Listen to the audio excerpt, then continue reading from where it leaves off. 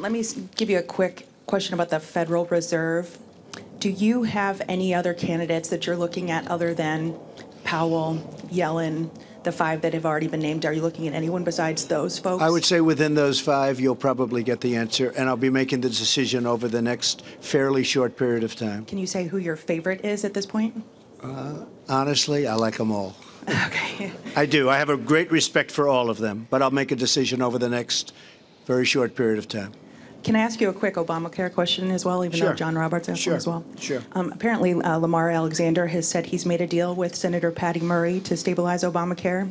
Has the White House been involved in those negotiations, and will you support that deal? Yes, we have been involved, and this is a short-term deal because we think ultimately block grants going to the states is going to be the answer. That's a very good solution. We think it's going to not only save money, but give people much better health care with a very, very much smaller premium spike. And you look at what's gone on with that. Also much lower deductible so they can use it. Lamar has been working very, very hard with the Democratic, his colleagues on the other side, and Patty Murray is one of them in particular.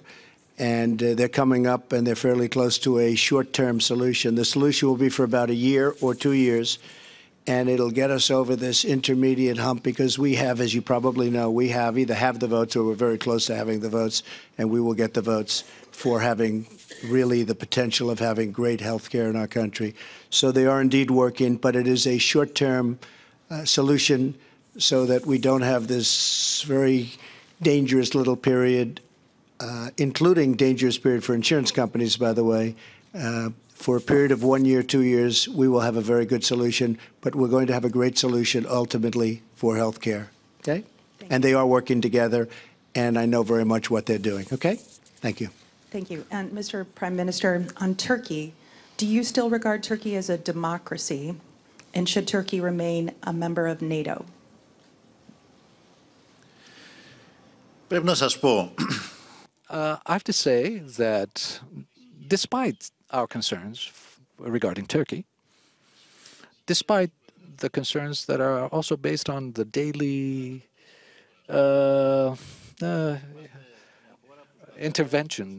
Turkish intervention in the region, nevertheless, we continue to support the Turkish course towards Europe. We respect it as a regional power, and we believe that it must stay oriented toward the European perspective, stably oriented to its collaboration with the West, and stably oriented towards NATO.